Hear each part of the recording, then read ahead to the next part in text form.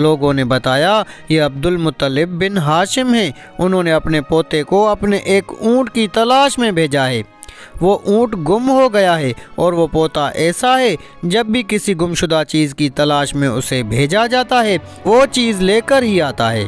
पोते से पहले ये अपने बेटों को उस ऊँट की तलाश में भेज चुके हैं, लेकिन वो नाकाम लौट आए हैं। बिस्मिल्लाहिर्रहमानिर्रहीम। तमाम भाई और बहनों को अस्सलाम वालेकुम।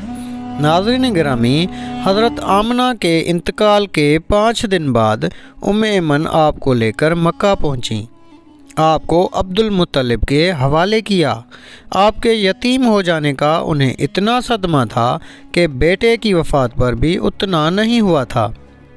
अब्दुल मुत्तलिब के लिए काबा के साए में एक कालीन बिछाया जाता था। वो उस पर बैठा करते थे। उनका एहतराम इस कदर था कि कोई उस कालीन पर बैठता ही नहीं था। चुनाचे उनके बेटे और कुरैश के सरदार उस कालीन के चारों तरफ बैठते थे, लेकिन रसूलुल्लाह सल्लल्लाहु अलैहि वसल्लम वहाँ तशरीफ़ लाते तो सीधे उस कालीन पर बैठ जाते। उस वक्त आप एक तंदुरुस्त लड़के थे। आपकी उम्र 9 साल के करीब हो चुकी थी। आपके चचा अब्दुल मुत्तलिब की अदब की वजह से आपको उस कालीन से हटाना चाहते तो अब्दुल मुत्तलिब कहते, मेरे बेटे को छोड़ दो, अल्लाह की कसम ये बहुत शान वाला है। फिर वो आपको मोहब्बत से उस फर्श पर बिठाते, आपकी कमर पर शफ़क़त से हाथ फेरते, आपकी बातें सुन सुनकर हद दर्जे खुश होते रहते। कभी वो दूसरों से कहते, मेरे बेटे को यहीं बैठने दो, इसे खुद भी एहसास है कि उसकी बड़ी शान है और मेरी आरज़ू है ये इतना बुलंद रुतबा पाए जो किसी अरब को उससे पहले हासिल न हुआ हो और न बाद में किसी को हासिल हो सके। एक बार उन्होंने ये अल्फाज कहे, मेरे बेटे को छोड़ दो, उसके मिजाज में तबई तौर पर बुलंदी है, उसकी शान निराली होगी। यहाँ तक कि उम्र के आखिरी हिस्से में हज़रत अब्दुल मुत्तलिब की आंखें जवाब दे गई थीं। आप नाबीना हो गए थे। ऐसी हालत में एक रोज़ वो उस कालीन पर बैठे थे कि आप तशरीफ़ ले आए और सीधे उस कालीन पर जा पहुँचे। एक शख्स ने आपको कालीन से खींच लिया, उस पर आप रोने लगे। आपके रोने की आवाज़ सुनकर अब्दुल मुत्तलिब बेचैन हुए और बोले, मेरा बेटा क्यों रो रहा है? आपके कालीन पर बैठना चाहता है, हमने उसे कालीन से उतार दिया है। ये सुनकर अब्दुल मुत्तलिब ने कहा, मेरे बेटे को कालीन पर ही बिठा दो, ये अपना रुतबा पहचानता है। मेरी दुआ है कि ये उस रुतबे को पहुँचे जो उससे पहले किसी अरब को न मिला हो, उसके बाद किसी को भी न मिले। उसके बाद फिर किसी ने आपको कालीन पर बैठने से नहीं रोका। एक रोज़ बनु मुदल्लज के कुछ लोग हज़रत अब्दुल मुत्तलिब से मिलने के लिए आए। उनके पास उस वक्त आप सल्लल्लाहु अलैहि वसल्लम भी तशरीफ़ फरमाते। बनु मुदल्लज के लोगों ने आपको देखा। ये लोग कयाफा शनास थे। आदमी का चेहरा देखकर उसके मुस्तकबिल के बारे में अंदाज़े बयान करते थे। उन्होंने अब्दुल मुत्तलिब से कहा, इस बच्चे की हिफाजत करें, इसलिए कि मकाम इब्राहिम पर जो हज़रत इब्राहीम अलैहिस्सलाम के कदम का निशान है, इस बच्चे के पाँव का निशान बिल्कुल उस निशान से मिलता जुलता है। इस कदर मुशाबहत हमने किसी और के पाँव के निशान में नहीं देखी। हमारा ख्याल है ये बच्चा निराली शान का मालिक होगा, इसलिए उसकी हिफाजत करें। मकाम इब्राहिम खाना काबा में वो पत्थर है जिस पर हज़रत इब्राहीम अलैहिस्सलाम काबा की तामीर के वक्त खड़े हुए थे। मोजज़े के तौर पर उस पत्थर पर इब्राहीम अलैहिस्सलाम के पैरों के निशान पड़ गए। लोग उस पत्थर की ज़ियारत करते हैं। यही मकाम इब्राहीम है। चूँकि आप हज़रत इब्राहीम अलैहिस्सलाम की नस्ल से हैं, इसलिए उनके पाँव की मुशाबहत आप में होना कुदरती बात थी। एक रोज़ हज़रत अब्दुल मुत्तलिब खाना काबा में हजर अस्वद के पास बैठे हुए थे। ऐसे में उनके पास नजरान के ईसाई आ गए। उनमें एक पादरी भी था। उस पादरी ने अब्दुल मुत्तलिब से कहा, हमारी किताबों में एक ऐसे नबी की अलामत हैं जो इस्माइल की औलाद में होना बाकी है। ये शहर उसकी जाए पैदाइश होगा, उसकी ये निशानियां होंगी। अभी ये बात हो रही थी कि कोई शख्स आपको लेकर वहां आ पहुंचा। पादरी की नज़र जो ही आप पर पड़ी वो चौंक उठा।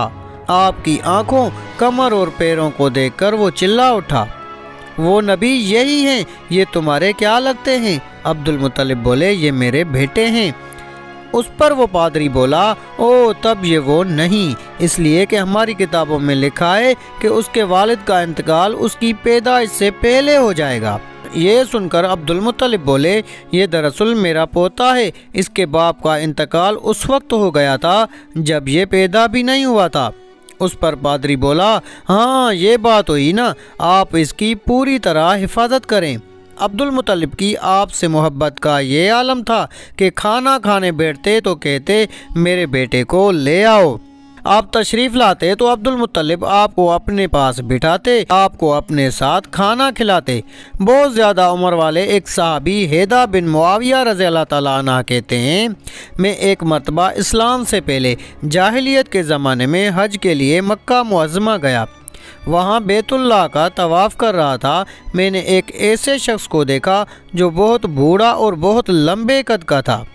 वो बैतुल्लाह का तवाफ़ कर रहा था और कह रहा था, ए मेरे परवरदिगार, मेरी सवारी को मोहम्मद की तरफ फेर दे और उसे मेरा दस्त व बाजू बना दे।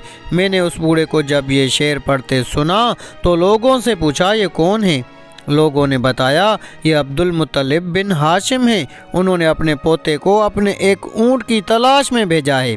वो ऊँट गुम हो गया है और वो पोता ऐसा है, जब भी किसी गुमशुदा चीज़ की तलाश में उसे भेजा जाता है वो चीज़ लेकर ही आता है। पोते से पहले ये अपने बेटों को उस ऊँट की तलाश में भेज चुके हैं, लेकिन वो नाकाम लौट आए हैं।